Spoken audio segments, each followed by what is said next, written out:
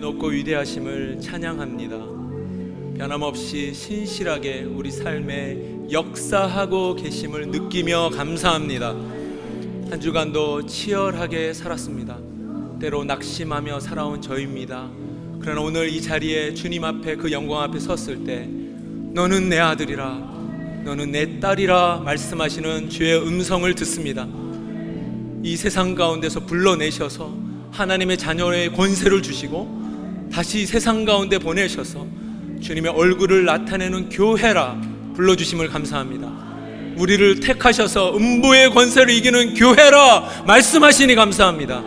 그 음성 듣고 그 부름에 응답하는 빌립보 공동체를 축복해 주옵소서. 주님, 저희가 주님 앞에 서 있습니다. 아버지의 무한한 사랑을 부어주세요. 무한한 능력을 부어주세요.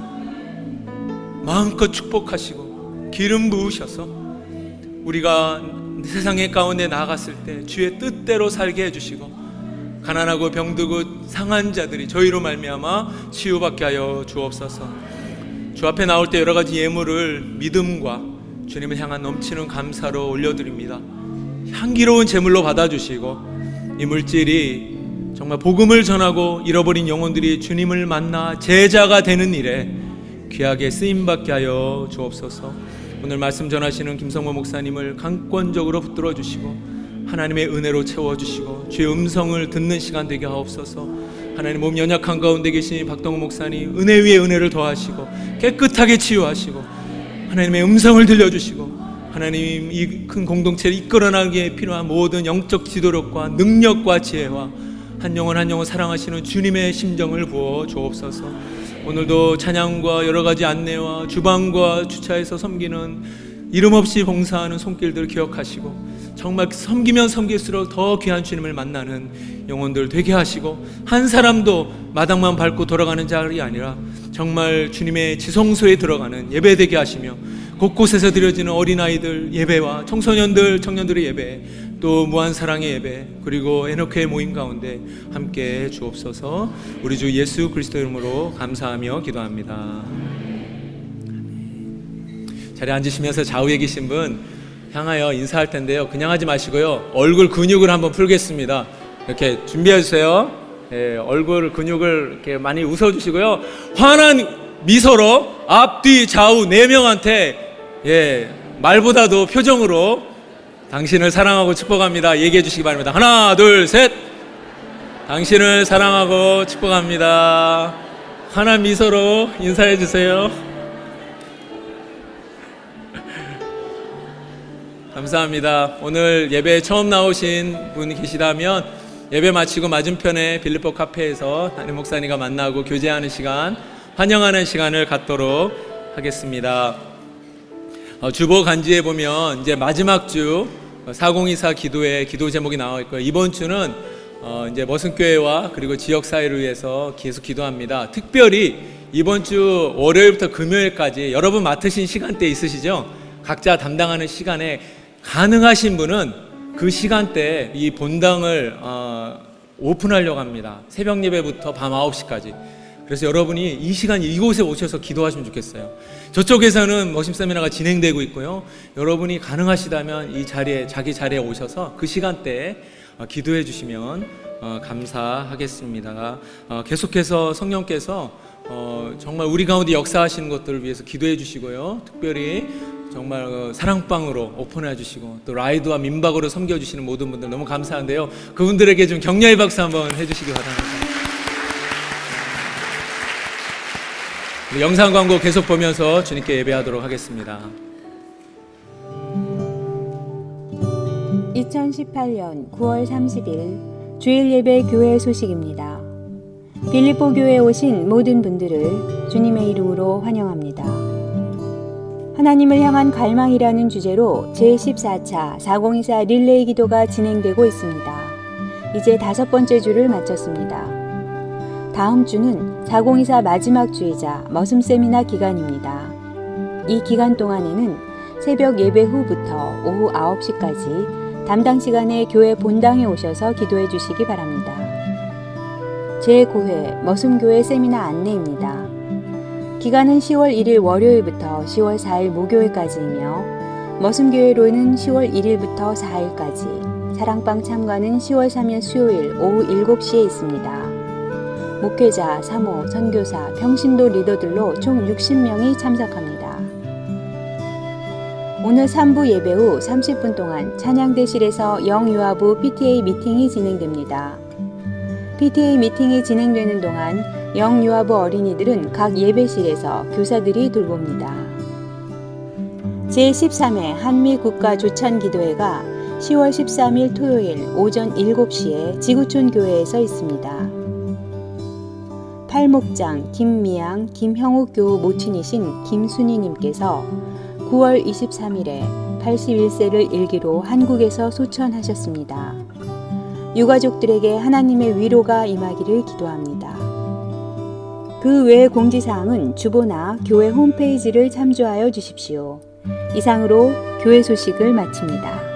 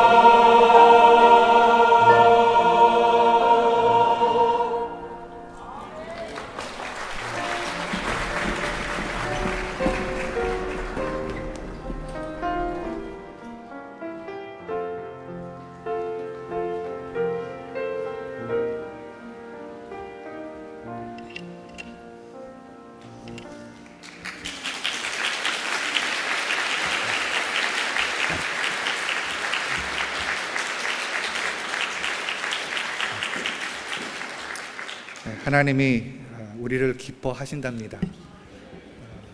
한 번 더 파이팅 해주시겠어요? 하나, 둘, 셋.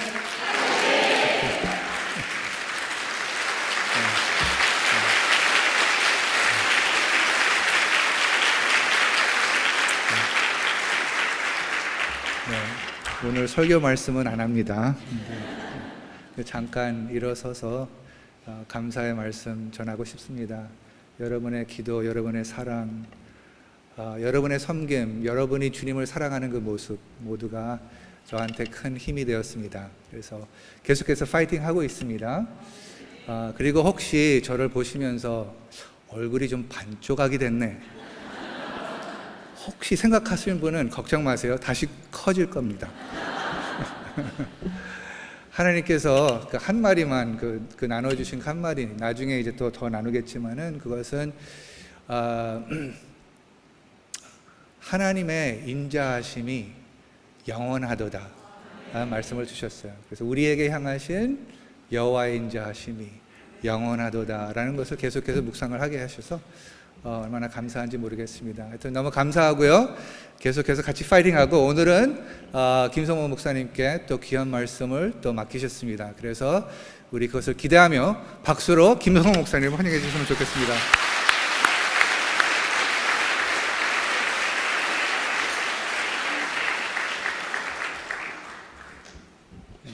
덩달아서 박수 받았네요.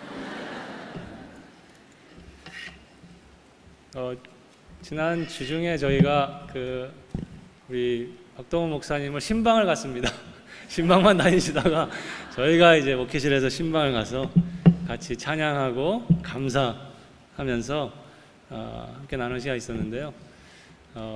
여러분 각자 또 기도해 주셨지만은 이 시간에 다시 한번 또 기도했으면 좋겠어요. 네, 지금 많이 회복하셨는데 온전한 그런 회복을 주시도록 우리 합심해서 같이 한번 기도하겠습니다. 검사 이후에 그 감염 때문에 지금 아마 좀 시간이 걸린다고 그래요, 회복하는데.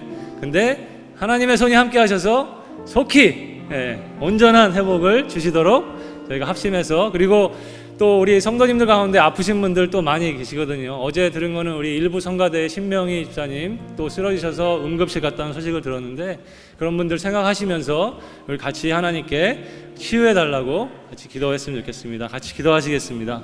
하나님 아버지 감사합니다. 오늘 또 박 목사님 다시 함께 예배하는 자리에 나올 수 있도록 인도해 주시면 감사합니다. 하나님, 이제 예상하지 못한 하나님 또 그러한 가운데서 겪는 고통이 있었지만은 하나님, 이 과정에서 하나님 영원히 인자하신 하나님 그 분명한 믿음을 주심을 감사드리고, 하나님 온전한 회복을, 그 영혼 육에 하나님 몸과 마음과 또 하나님과의 관계의 모든 영역에 하나님께서 온전한 회복으로 인도해 주시고, 하나님 또 그 가정에 정말 예수 그리스도의 십자가에 확증해 주신 그 사랑이 그 가정에 밝은 빛으로 임하게 해 주시고, 하나님 붙잡아 주시고, 또 우리 성도님들, 우리 신명희 집사님 비롯해서 많은 또 하나님 몸이 아픈 가운데 있는 분들, 마음에 어려움이 있는 분들, 그 상황 가운데 답답함이 있는 분들 하나님께서 찾아가 주시는 하나님의 은혜의 빛이 임하게 해 주시고, 하나님 속히 주님 회복하는 역사, 회복되는 역사, 치유의 역사를 경험할 수 있도록 은혜를 베풀어 주시옵소서. 다시 한번 오늘 하나님의 크신 은혜, 변하지 않으시는 은혜, 하나님 오늘도 우리를 긍휼과 자비로 여전히 하나님 받아주시는 그 하나님의 은혜를 감사합니다. 하나님 감사합니다. 저희를 오늘도 하나님의 변하지 않는 긍휼과 인자하심으로 받아주시니 감사합니다. 이것이 오늘 이 아침에 새롭게 우리에게 또 하나님의 인자하심이 얼마나 크신지 깨닫게 해주시니 감사합니다. 우리가 숨을 쉬면서 또 이곳에 나와서 찬양하고 예배드리면서 하나님의 말씀 앞에 서면서 보이지 않는 하나님이지만 너무나 선명한 하나님을 대하면서 말할 수 없는 은혜로 채워주시옵소서.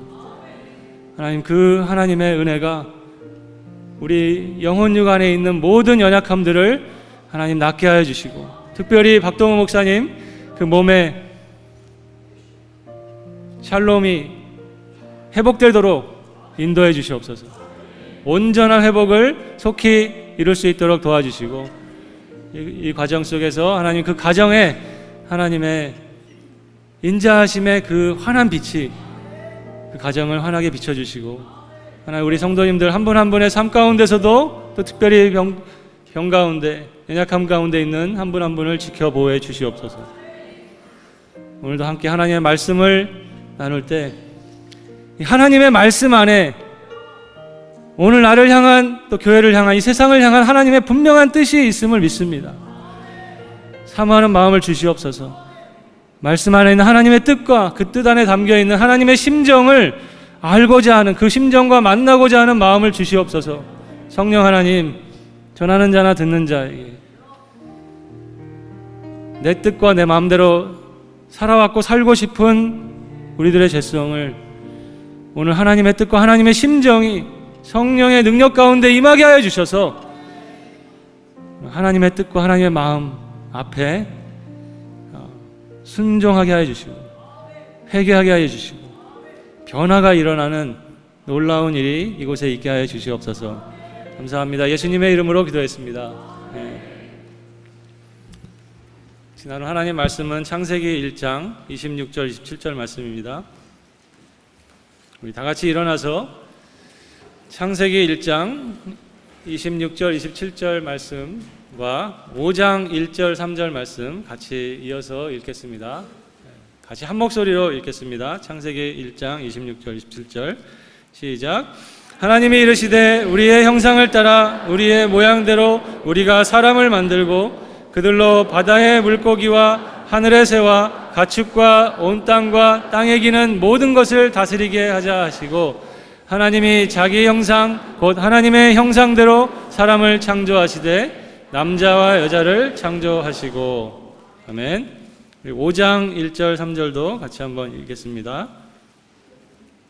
이어서 시작. 이것은 아담의 계보를 적은 책이니라. 하나님이 사람을 창조하실 때에 하나님의 모양대로 지으시되 남자와 여자를 창조하셨고, 그들이 창조되던 날에 하나님이 그들에게 복을 주시고 그들의 이름을 사람이라 일컬으셨더라. 아담은 130세에 자기의 모양 곧 자기의 형상과 같은 아들을 낳아 이름을 셋이라 하였고. 아멘. 앉으셔도 되겠습니다.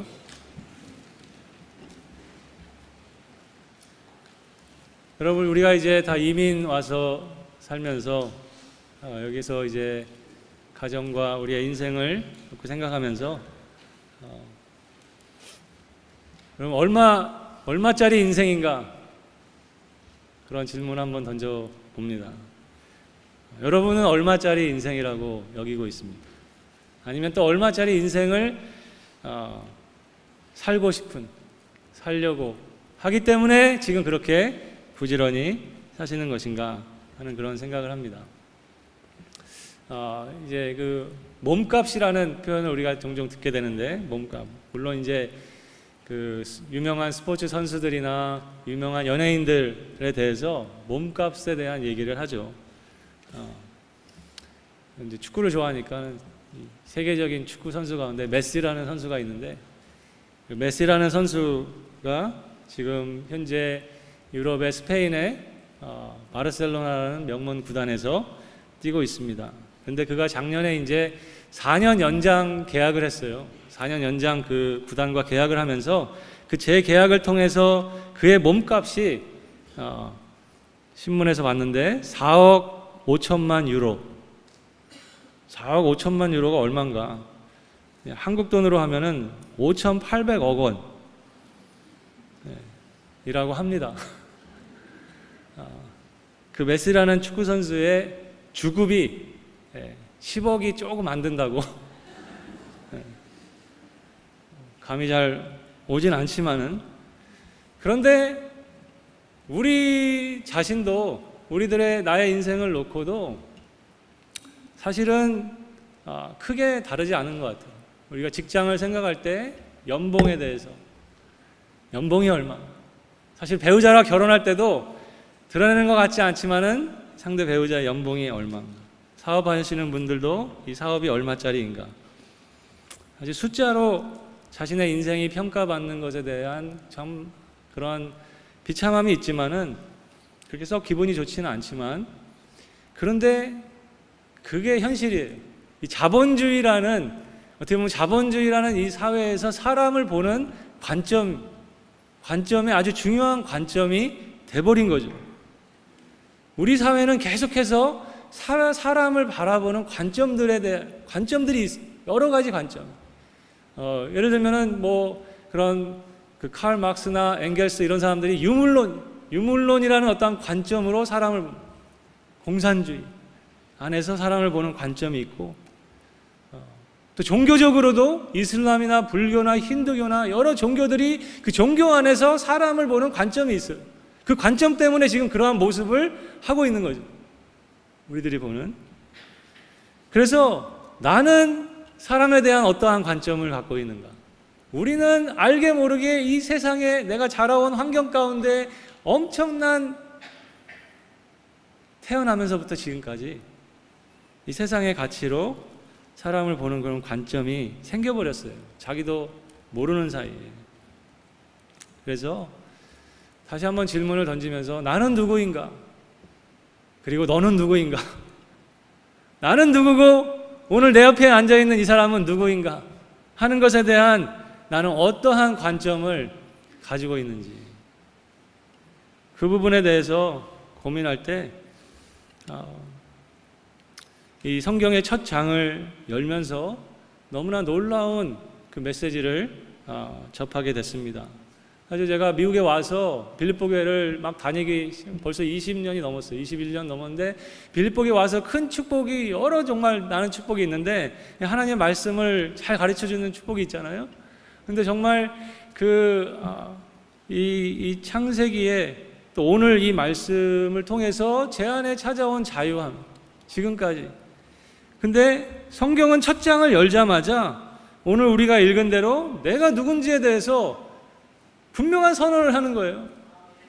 뭐라고 얘기합니까? 나는 하나님의 형상을 가진 존재로 지어진 사람이다. 감동이 없으시죠? 너무 잘 아는, 너무 흔하게 들은 내용이라서. 그런데 오늘 창세기 1장 26절에 보면 다르잖아요, 지금. 그 앞에서는 있어라 그러면 딱 다 있었어요. 하나님이 말만 하시면은 다 있어요. 그런데 지금 26절에 와서는 하나님이 이르시되 우리의 형상을 따라 우리의 모양대로 우리가 사람을 만들고 그들로 이 모든 것을 다스리게 하자. 하나님이 복수로 등장하면서 이 장면을 떠올리는데 성부, 성자, 성령, 우리가 믿는 삼위일체 너무나 사랑하시기 때문에 성부, 성자, 성령 삼위일체 하나님께서 뭔가 너무 사이좋게 상의하시는 듯한 그러한 이미지가, 장면이 떠오르는 거예요. 하나님이 사람을 만드실 때는 그냥 그 앞에는 다 있으라 그러면 있었는데, 사람을 만드실 때는 우리의 형상을 따라 우리의 모양대로 우리가 사람을 만들자. 그 삼위 하나님 안에서는 사랑 외에는 없잖아요. 사랑, 모든 것이 동기가 사랑이신 그 하나님이 사람을 만드실 때 뭔가 이미 합의된 것 같은, 그리고 분명한 어떠한 의도를 가지시고 그것을 이미 사랑으로 서로 합의된 그러한 내용으로 우리에게 말씀해 주시는. 그래서 성경은 첫 장을 열자마자 내가 누구인지, 이 땅에 있는 사람들이 누구인지 그 사람에 대한 분명한 관점을 소개해 주고 있다는 거죠. 그것은 내가 하나님의 형상을 가진 존재, 하나님의 형상이 무엇인지, 하나님의 형상이 무엇인지에 대해서 사람들이 관심이 많았거든요. 그래서 근데 지난 2000년 동안 많은 신학자들이 그 형상이 정말 무엇을 의미하는 것이냐, 근데 합의된 정의는 없다 그래요. 그렇지만 많은 분들이 동의하는 것은 하나님과 사랑의 교제를 할 수 있는 그러한 존재라는 거예요. 하나님의 속성을 가진 하나님 나를 만드실 때 하나님과 사랑의 교제를 할 수 있는, 하나님을 닮은, 세상 어떠한 피조물에도 비교할 수 없는 존귀한 가치를 가진 존재라고 성경은 열자마자 얘기해주고 있습니다. 성경이 전하는 사람관, 인간관이 무엇인지 알게 해주는 중요한 내용이라고 믿습니다. 성경은 시작할 때 저에 대해서, 성경은 우리 사람이 읽잖아요. 제 읽는 나에게 너는 죄인이야, 그렇게 시작하지 않으신다는 거예요. 그걸 알게 됐어요. 여러분 이미 아셨죠? 성경은 열면 너는 죄인이야, 그렇게 시작하지 않으시고 너는 이 세상 어느 누구와도 비교할 수 없는 나를 닮은, 나하고 사랑의 교제를 할 수 있는 나의 형상을 가진 존귀한, 어떠한 가치도 비교할 수 없는 그러한 존재야 라고 말해준다는 거예요. 저는 근데 모태신앙이 아니어가지고 나중에 이제 교회 가게 됐는데, 교회 갔을 때 이제 찬양이 너무 이제 좋았어요. 근데 한 찬양은 부를 때 좀 약간 어려움이 있었어요. 찬양이 뭐냐면은 이 벌레 같은, 그 찬양 아시죠? 이 벌레 같은 하는데, 찬양을 하면 마음, 감정을 이입을 해야 되는데 그럼 어느 벌레에 이입을 해야 되나? 그런데 한 장로님이 올라와서 기도를 하시는데 이 송충이보다 못한, 이런 애야, 송충이를 해라. 그 다음 주에 또 장로님이 올라와가지고는 이 바퀴벌레보다 못한. 근데 그게 굉장히 좀 어려웠어요. 물론 의미는 분명하죠. 우리 안에 있는 이 죄가 얼마나 흉측한 모습이면 그 정말 벌레의 그런 모습보다 더 흉측한 죄가 우리 안에 있다는 거예요. 그런데 성경을 열자마자 하나님이 우리에게 말씀해 주시는 것은 너는 내 형상을 가진, 나를 닮은, 나하고 사랑의 교제를 영원토록 할 수 있는 그러한 하나님의 형상을 가진 존귀한 존재라고 말해주는 거예요.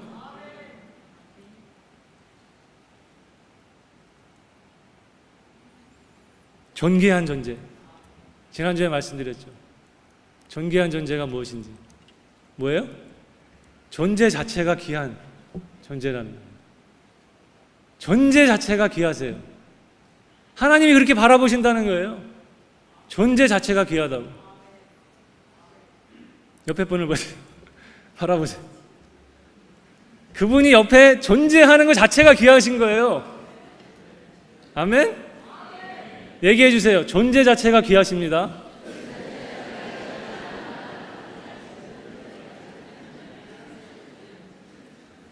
예수님이 우리가 우리의 형상을 따라 우리의 모양대로 사람을 만들자, 그렇게 함께 하셨던 예수님이 이제 이 땅에 오셔가지고 비유를 하시는데, 탕자의 비유를 하시잖아요. 탕자의 비유를 할 때 뭐라고 말씀하시냐면은,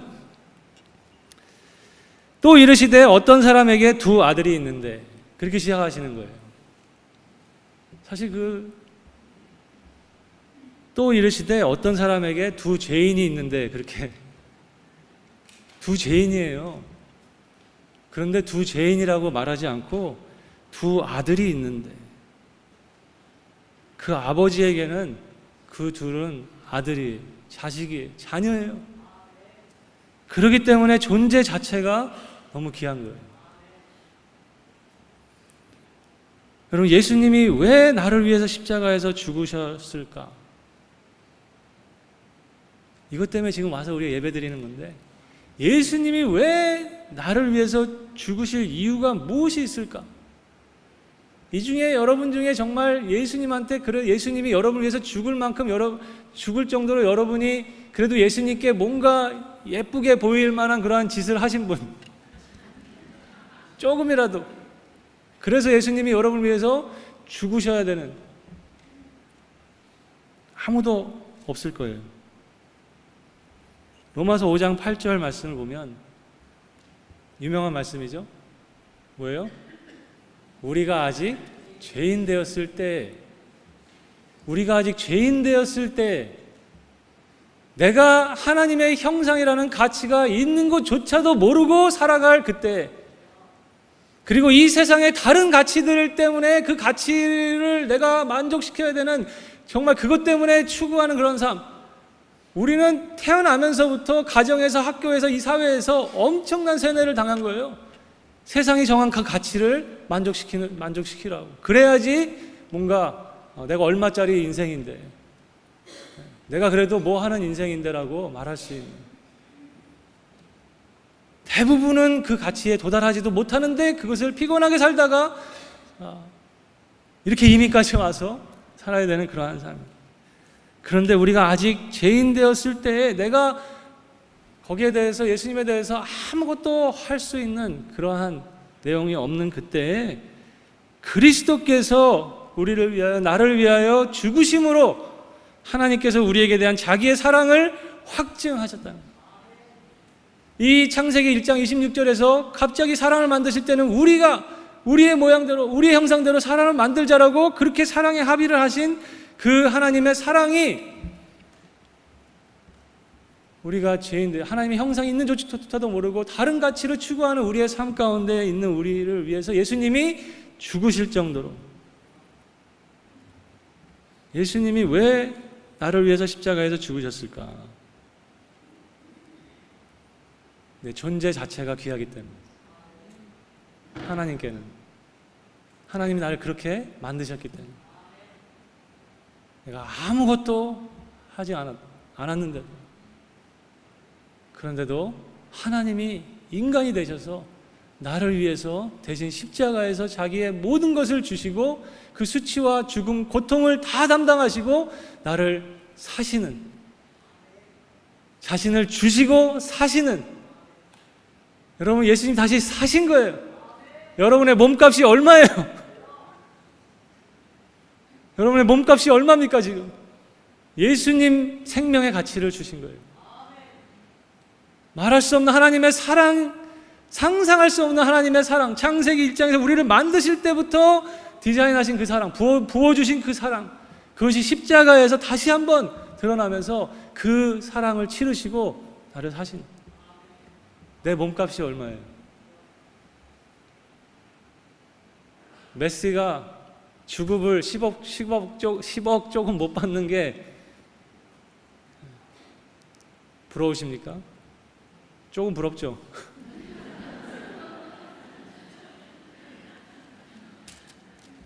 그런데 그것과는 상상할 수 없는, 비교 대상 자체가 안 된 예수님의 생명의 가치, 나의 가치라는 거예요.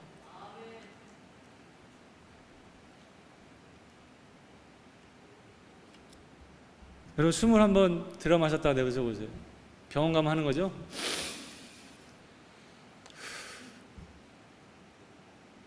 안 하신 분이 있으세요? 하셔야 돼요. 다시 한번.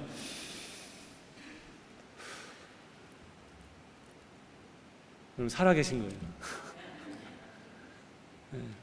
그 숨을 들어 마시고 내쉬는 이 한순간, 1초 됐나요? 그 1초, 그 생명, 나에게 생명이 있다는 증거잖아요? 그 한 1초, 여러분, 초급이 예수님의 생명의 가치예요. 주급이 아니라 초급, 시급. 한순간, 생명, 호흡하는 그 한순간이 바로 예수님의 생명의 가치로 살아가는 그러한 존재라고 성경이 우리에게 말씀해 주고 있다는 거예요. 저는 빌립보교에서 이 메시지를 통해서 심장이 터질 것 같아요. 자유함, 열등감이 많거든요, 내 안에도. 그래서 내 내면 안에 있는 거울을 안 보는 거예요. 못 보는 거예요. 그 열등감, 다른 사람들이 그걸 알면 이 세상의 가치로 나를 어떻게 말할까? 그것 때문에 거울을 안 보는 거예요. 그런데 내 몸값이 얼만데, 내가 누구인데, 이 하나님의 메시지 가운데서 어마어마한 자유함이, 거울을 너무나 똑바로 볼 수 있는 거예요. 이 믿음이 정말 우리 안에 기본으로 돌아가자. 가장 중요한 정말 파운데이션이 되는 그러한 믿음으로 여러분들의 신앙의 기초에 놓여 있다면, 여러분의 중심에 정말 하나님의 이 마음이, 여러분에게 찾아와 있다면은 우리 안에서 우리 바깥으로 변화가 일어나지 않을 수가 없다는 거예요. 변화가 일어나지 않을 수가 없어요. 우리의 사람관이 바뀌지 않을 수가 없다는 거예요. 나는 누구고 저 사람은 누군지에 대한 그 관점이 분명히 바뀌어야 될 줄로 믿습니다. 그리고 그러한 마음을 정말 여러분의 중심에 갖고 있으면은 반드시 다른 사람들이 여러분에게 그 사람 얼굴이 달라졌네, 그 사람 얼굴이 달라, 그런 말을 들어야 정상일 줄로 믿습니다. 그 믿음이 여러분의 마음에 가득한데 여러분의 얼굴이 달라질 수밖에 없다는 거예요. 저는 그래서 오늘 그 믿음을 다시 한번 우리의 기초에 있다는 것을 확인하면서 우리 얼굴이 달라져야 되는데 우리 얼굴 중에서 두 군데가 달라져야 된다 하는 걸 나누기를 원해요. 첫 번째는 마태복음 7장 3절입니다. 같이 한번 읽어봤으면 좋겠는데, 마태복음 7장 3절 여기 나왔네요. 같이 시작. 어찌하여 형제의 눈 속에 있는 티는 보고 내 눈 속에 있는 들보는 깨닫지 못하나. 첫째는 우리의 눈이 바뀌어야 돼요. 정말 여러분이 이 믿음을 갖고 있다면, 중심에 세우고 있다면, 내가 나를 보는 눈, 내가 다른 사람을 보는 눈 바뀌어야 될 줄로 믿습니다. 다른 가치가 아니라 하나님의 형상이라는 이 세상에는 비교할 수 없는 하나님이 예수님 인간이 되셔서 나를 위해서 대신 죽으셔야 될 정도의 그 가치. 아까 옆에 계셔 존재 자체로 귀하다고 말씀하신 그분이요, 그분을 위해서 예수님이 십자가에서 대신 죽으신 분이에요. 그럼 그런 분을 내가 어떻게 바라봐야 되겠어요?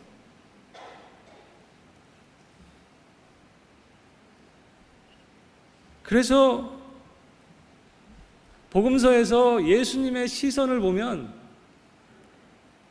여러분이 복음서의 예수님의 삶을 보면서 예수님의 그 눈을 관점으로 그 이야기들을 따라가 보세요. 예수님이 바라보시는 당시의 사회의 그러한 기준에는 어떻게 그 사람을 보고 있는데 예수님은 그 사람들을 어떻게 보는지.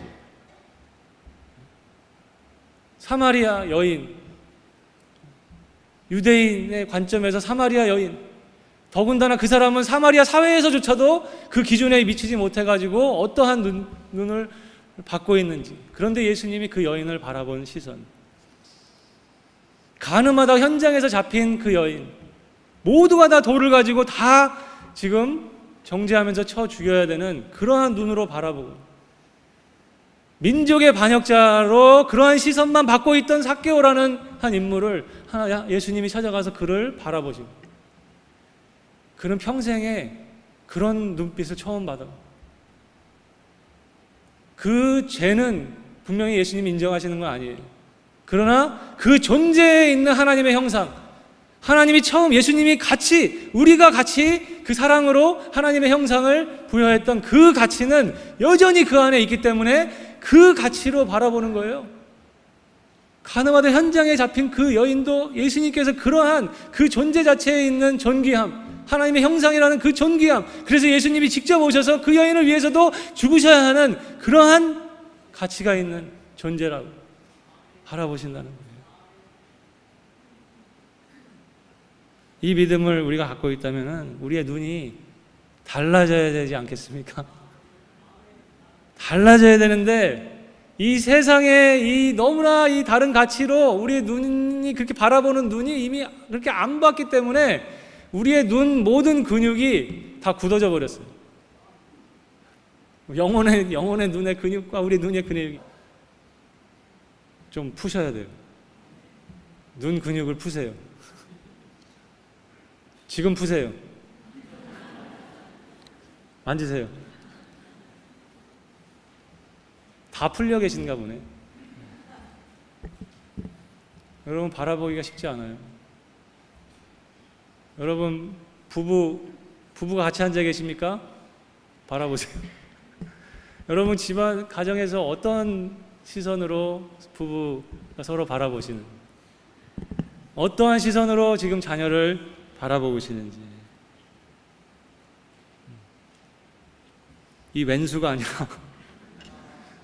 아니면 성적에 따라서 자녀를 바라보는 것이 아니라, 다른 가치로 보는 것이 아니라, 티를 보는 것이 아니라 그의 존재의 가치를 보셔야 한다는 거예요. 예수님은 창녀와 깡패와 죄인을 사랑할 능력을 얻으셨다. 그렇게 하실 수 있었던 것은 오직 타락의 찌꺼기와 오물을 깨뚫고 그 모든 면에 숨겨진 본연의 신성함, 삼위 하나님이 자기의 형상을 만인에게서 보셨기 때문이다. 처음으로 그분은 우리에게 새로운 눈을 주셨다. 죄책감에 눌린 자를 사랑하사 도우실 때 예수님이 그 속에서 보신 것은 실수에 빠진 하나님의 자녀였다. 하나님이 사랑하사 그 가호 때문에 슬퍼하는 한 인간을 보신 것이다. 예수님은 사람을 보실 때 하나님이 원래 빚으시고 의도하신 모습으로 보셨다. 먼지와 때와 껍질을 뚫고 이면의 본 모습을 보신 것이다. 예수님은 사람과 죄를 동일시하지 않으시고 오히려 그 죄 속에서 본래 그 사람에게 속하지 않았던 무언가 이질적인 것, 단지 그를 사슬로 묶고 종노릇하게 한 것, 그분이 다시 자유케 하사 참 자아로 돌아오게 해주셔야 할 것, 하나님의 형상이라는 놀라운 가치, 그것으로 보셨다는 거예요. 예수님은 더러운 표층을 깨투른 사랑 때문에 인간을 사랑하실 수 있었다. 우리 빌립보 교회는 이러한 눈이 많은 줄 믿습니다.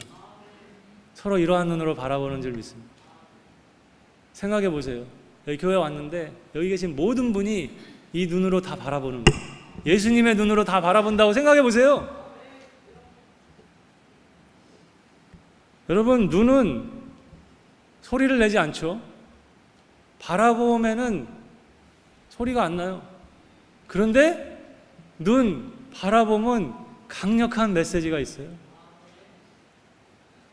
째려본다거나 무시하는 눈으로 내리깔고 보면 그게 그 사람에게, 상대방에게 엄청난 메시지예요. 아무 소리를 내지 않고 바라보기만. 그런데 이 예수님의 시선으로 중풍병자를 만나도, 거린을 만나도, 누구를 만나도, 문둥병자, 당시의 사회 기준에 어떠한 존재였는지, 그런데 예수님이 바라보시는 시선은 동일했다.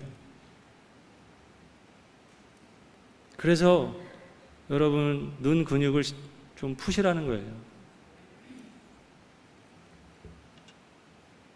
왜냐하면 이 세상의 가치 기준으로만 사람을 보는 교회가 더 무서워요. 더 무섭대요. 뭐가 무서운 거예요? 바라보는 시선이. 나하고 조금 안 맞으면은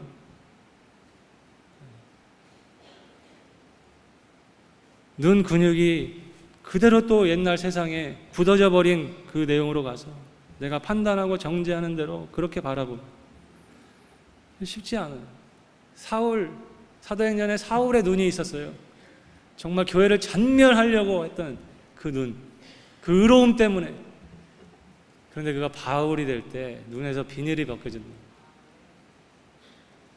여러분, 정말 예수님 여러분을 위해서 십자가에 달려 죽으신, 그것이 나의 어떠한 가치 때문에 그런 것인지 믿게 된다면 옆에 있는 동일한 사람, 이 땅에 있는 모든 사람, 하나님이 세상을 이 땅에 있는 모든 사람을 사랑하사 독생자를 주셨다는 겁니다.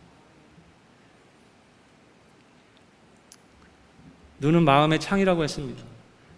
여러분의 마음에 믿는 것이 그 눈을 통해서 표현되는 거예요. 예수님의 눈을 주시길 원합니다. 이것이 우리들의 기도가 되기를 간절히 원합니다. 저 사람도 하나님의 형상이라는 가장 존귀한 가치를 가진 사람입니다. 나처럼. 예수님은 그렇게 바라보십니다. 두 번째로 우리 얼굴에서 바뀌어야 될 부분이 있는데, 그것은 야고보서 3장 9절 말씀을 보겠습니다. 야고보서 3장 9절 같이 읽겠습니다.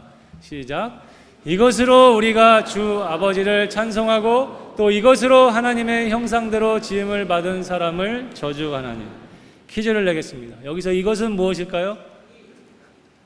입, 더 정확히 혀입니다. 혀.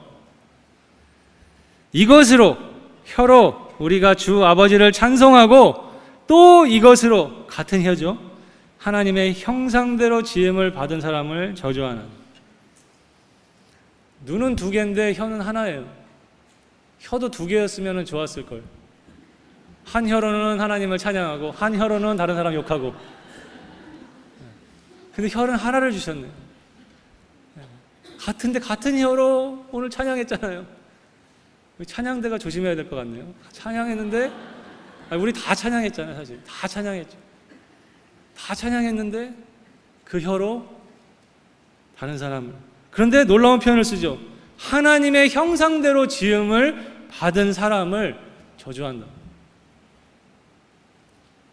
내가 사람을 어떠한 관점으로 봐야 되는지 성경은 너무나 분명하게 말해줘요. 성경의 성경적인 사람관. 오늘 창세기 1장에 하나님이 우리 사람을 하나님의 형상대로 창조하셨고 5장에서 다시 그것을 확인시키면서, 근데 그 중간에 4장에서 무슨 일이 일어나냐면은, 무슨 일이 일어나요? 최초의 살인사건이 일어납니다. 가인이 아벨을 쳐 죽입니다. 뭐 때문에? 예배 때문에. 예배 일어난 일이에요. 그런데 아시죠? 혀는 얼마나 엄청난 파워가 있는지.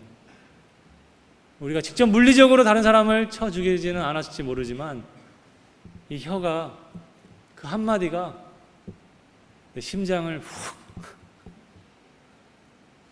찌르는 그 경험이 있으시죠? 피가 철철 날 정도로 찔림은 당했는데, 그런데 그 위에다가 또 찌르죠. 그리고 그 위에 또 찔러요. 안 보이니까. 우리가 우리 자녀들에게 이미 많이 찔려가지고 피가 흘리고 있는데 그 자녀들에게 계속 찌르죠. 우리 혀를 가지고. 그런데 반면에 동일한 혀를 가지고 쓰러져 죽어가는 한 사람을 살릴 수 있는 생명의 능력이 또 이 혀에 있다는 것을 믿으시기 바랍니다. 그것이 하나님께서 우리에게 주신 능력이죠. 이 눈과 혀가 변화될 때 아마 여러분 주변의 사람들이 얘기할 거예요. 얼굴이 바뀌었네? 얼굴이 변했네? 요즘 최근에 그런 얘기를 듣는 분들이 있다는 것을 듣고 있어요. 놀라운 거는 보이지 않는 하나님이 여러분의 그 변화된 얼굴을 통해서 보이고 있다는 거예요. 보이지 않는 예수님이 여러분의 변화된 얼굴을 통해서 보이고 있다는 것을 믿으시기 바랍니다. 골로새서 1장 15절에 그는 보이지 아니하는 하나님의 형상이시요 모든 피조물보다 먼저 나시니라고 얘기했어요. 예수님에 대해서 소개하면서 예수님은 보이지 아니하는 하나님의 형상이라고, 하나님을 보여주세요 하는 질문은 성경을 보면 돼요. 예수님이 하나님의 형상을 보여주는 분이라고. 그런데 우리의 지금 이러한 그 제자로서의 삶의 목적은 뭡니까? 예수님을 닮아가는 거잖아요. 닮아가는 것인데 우리의 눈과 혀가 바뀌는 걸 통해서 우리의 얼굴이 변화되기 시작한다는 거예요. 그걸 통해서 사람들이 예수님을 보게 된다는 거예요. 놀라운 메시지죠. 기본으로 돌아가야 되는데 바로 이 믿음을 다시 우리의 기초, 우리 중심에 세울 수 있기를 모든 빌립보 성도님들에게 정말 예수님의 이름으로 축원합니다. 그래서 내가 나를 볼 수 있으셔야 돼요. 거울을 이제 보실 수 있어야 돼요.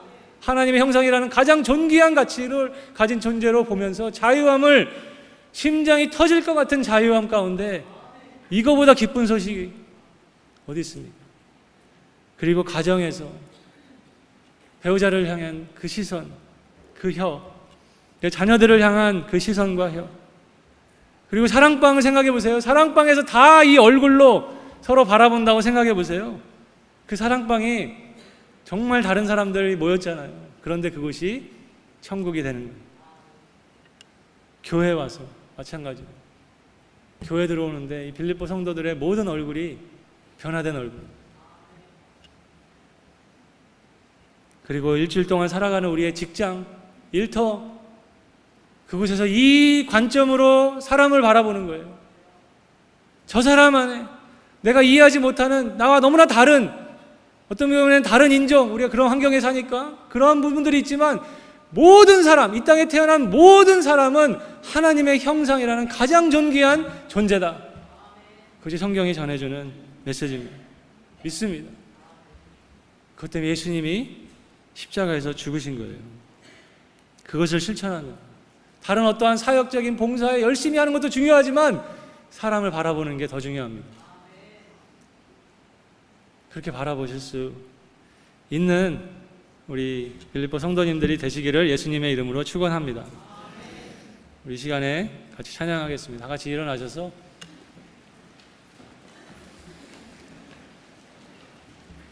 형제의 모습 속에 보이는 하나님 형상 아름다움, 자매의 모습 속에 보이는 하나님 형상.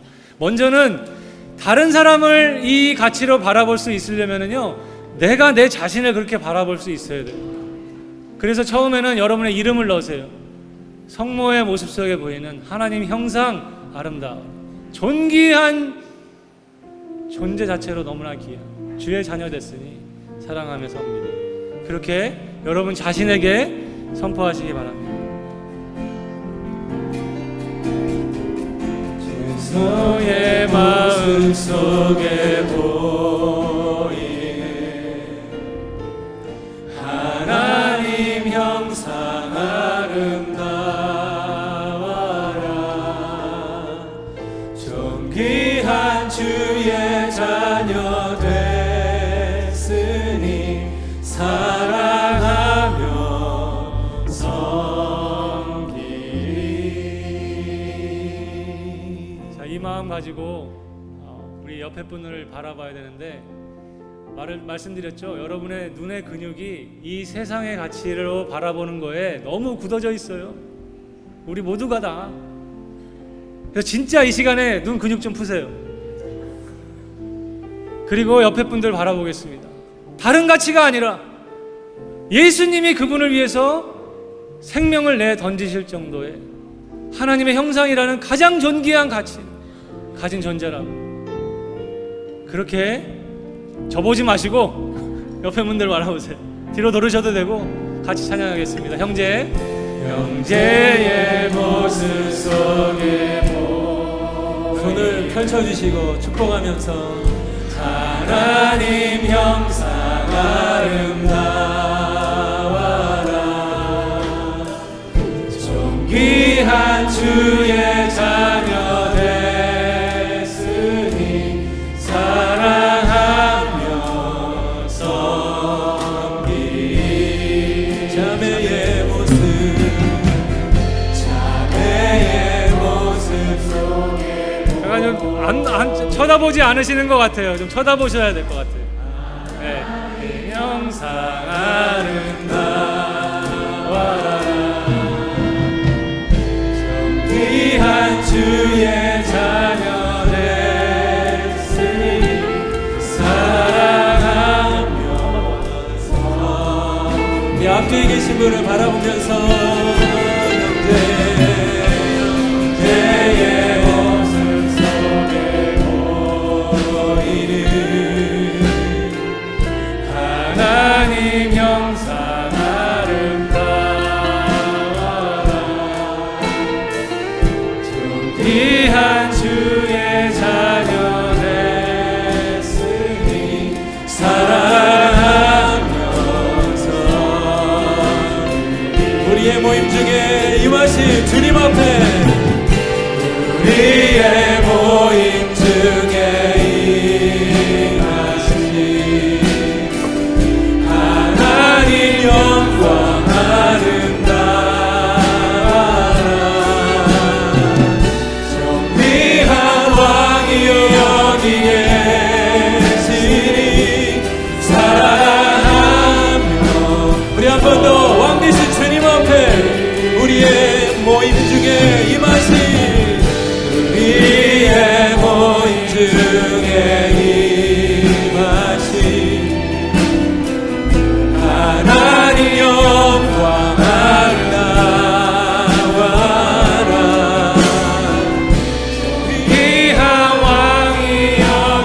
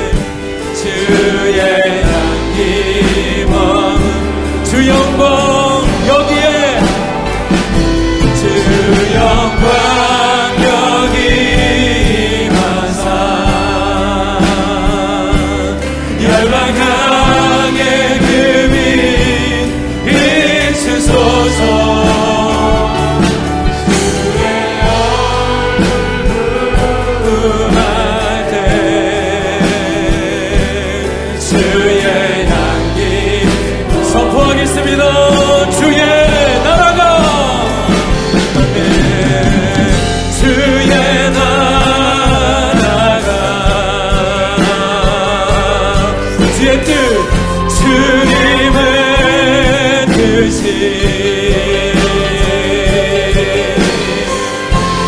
땅 가운데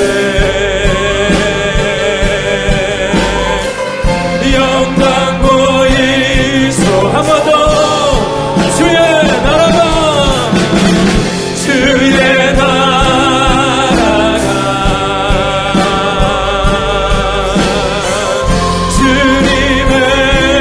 뜻이 이 땅 가운데 영광 보이소서. 주 영광 여기 임하사 열방 향해 그 빛 비추소서. 주의 얼굴 구할 때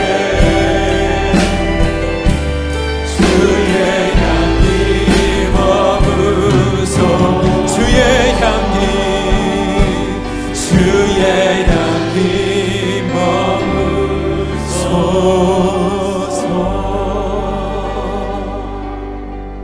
기도하겠습니다. 누구든지 하나님의 성령의 인도하심을 따라 사는 사람은 하나님의 자녀입니다. 여러분이 받은 성령은 여러분을 다시 노예로 만들어서 공포에 몰아넣으시는 분이 아닙니다. 여러분은 하나님의 자녀로 만들어주시는 분이십니다. 그래서 우리는 그 성령에 힘입어 하나님을 아빠, 아버지라고 부릅니다. 바로 그 성령께서 우리가 하나님의 자녀라는 것을 증명해 주십니다. 또 우리의 마음속에 그 확신을 가지고 살아가게 하십니다. 이 세상이 요구하는 가치로 나를 증명해 보이려고 세상이 끊임없이 요구하는, 그래서 피곤하게 모든 것을 걸고 살아가는 우리의 모습들, 결국 다 이루지도 못할 이 세상의 가치, 내 사랑하는 배우자에게, 자녀들에게 강요하고 그러한 눈과 혀로 다가가는 우리의 모습들을 회개합니다. 나하고 다른 사람들, 타민족, 타종교, 다른 그러한 사람들을 그렇게 바라보지 못하는 우리의 연약함, 또 교회 안에서 다른 생각을 가진 사람들, 나의 판단과 정죄의 대상으로만 보는, 그래서 뛰어넘을 수 있는 힘과 능력을 성령님 주시옵소서. 내가 누구인지, 그리고 너가 누구인지 하나님의 말씀이 분명하게 말씀해 주십니다. 하나님의 형상의 존귀한 가치, 그 시선으로 바라보게 하시고 그 말을 해줄 수 있도록 도와주시옵소서. 예수 그리스도의 사랑과 하나님의 은혜와 성령의 감화 충만케 하시는 역사가 사람을 보는 나의 관점을 예수님의 시선으로 바꾸어 주시기를 모든 빌립보 성도들 위해 간절히 축원하옵나이다.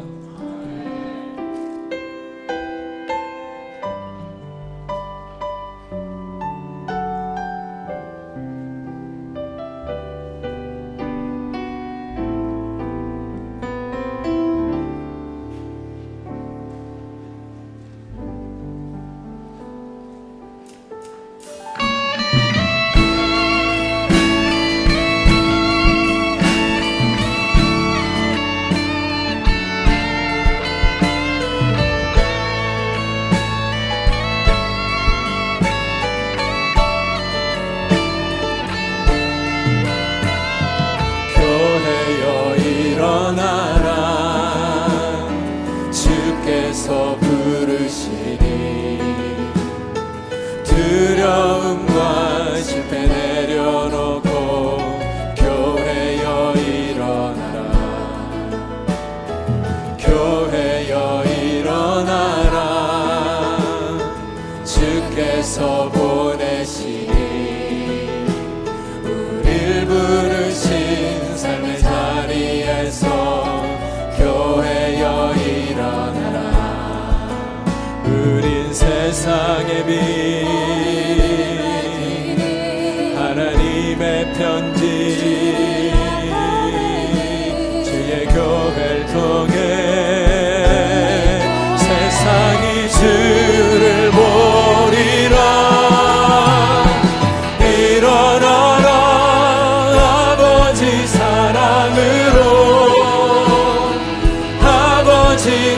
능력으로 서로 하나 되어 그 빛을 비추라. 노래하라 아버지의 사랑을,